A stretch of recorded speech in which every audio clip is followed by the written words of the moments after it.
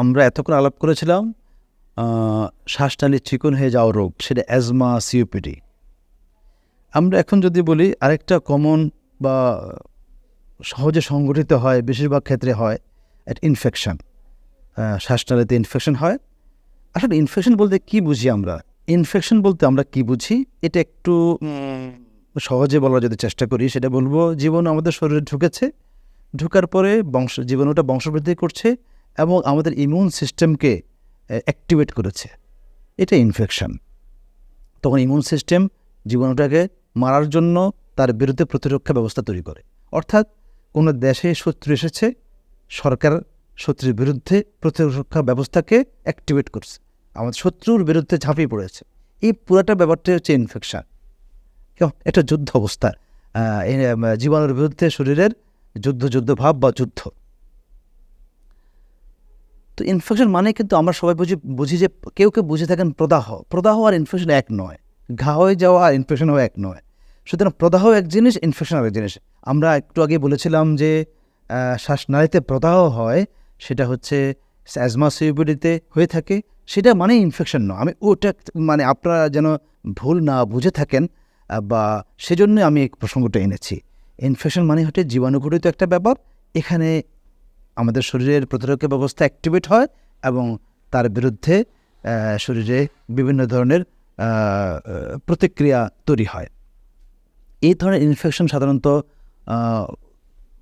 শ্বাসনালীতে কয়েক ধরনের হয়। আমরা শ্বাসনালীকে দুভাগে ভাগ করতে পারি। আপার রেসপিরেটরি ট্র্যাক্ট, উপরের অংশ, যেটা ভোকাল কর্ডের উপর অংশ, এখানে সাধারণত অনেক ধরনের ইনফেকশন হয়। কমন কোল্ড, যেটা কমন কোল্ড, ঠান্ডা লাগে, সর্দি, হাঁচি, কাশি এরকম হয়। আরেকটা হচ্ছে ইনফ্লুয়েঞ্জা হয়, করোনাও হয়, এই জায়গায় করোনাও হয়। এখন আমরা ইনফ্লুয়েঞ্জা আর কমন কোল্ড এগুলোর মধ্যে পার্থক্য সাধারণ মানুষের একটু ধারণা থাকাটা ভালো। ঠান্ডা, সর্দি, হাঁচি, কাশি হলেই ডাক্তারের কাছে যাওয়ার প্রয়োজন নাই। আমি কখন যাব, বা কখন আমাদের ডাক্তারের কাছে যাওয়াটা জরুরি হয়ে পড়ে বা যাওয়াটা উচিত মনে করব? যদি আমার জ্বর 5 দিনের বেশি থাকে, সাধারণত 4-5 দিনের ভেতরে ভাইরাস, জ্বর, ফিভার ভালো হয়ে যায়, কিন্তু না, ভালো হচ্ছে না, এগুলো বেশিরভাগ ক্ষেত্রে ভাইরাস জন্যতে হয়, তো সেজন্য বলছি, তখন আমি যাব। জ্বর যদি কন্টিনিউ করে, 5 দিনের বেশি কন্টিনিউ করে, যদি কফ থাকে, কাশির সাথে কফ তৈরি হয়, কাশির সাথে রক্ত যাচ্ছে, গলা বসে গেছে, আমরা তখন ডাক্তারের পরামর্শ নেব। যে কমন কোল্ড এবং ইনফ্লুয়েঞ্জা, এগুলোতে আমরা এগুলোর প্রতিরোধ ব্যবস্থা কি? আমরা মাস্ক ব্যবহার করব, যে আরেকজনের শরীরে না ছড়ায়।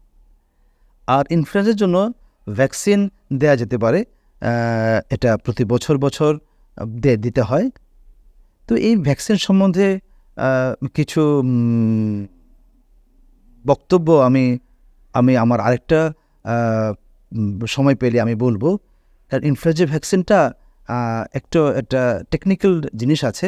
প্রতি বছর কিন্তু ইনফ্লুয়েঞ্জা ভাইরাস যেটা, সেটার কিছু শারীরিক গঠনগত পরিবর্তন আসে। সেজন্য আগের যে ভ্যাকসিনটা আছে সেটা দিয়ে কিন্তু এই বছরটা নাও হইতে পারে।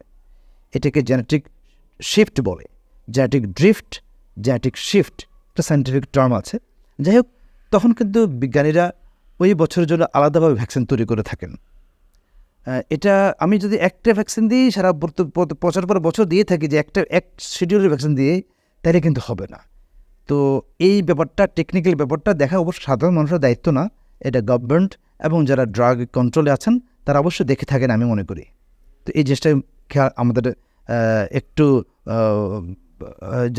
যারা সচেতন, যাদের এই দায়িত্বে আছেন, তারা অবশ্যই এগুলো দেখে থাকেন বলে আমরা আশা করছি। সাধারণ মানুষ এসে আমরা আশা করি, আমাদের আশা সেটাই, যে আমাদের বাজারে যে ভ্যাকসিনগুলো আছে তারা এই টেকনিক্যাল জিনিসটা দেখেছে কিনা, বা তারা দেখে থাকেন, তাদের প্রতি আমরা সাধারণ জনগণ হিসেবে আমাদের একটু অনুরোধ।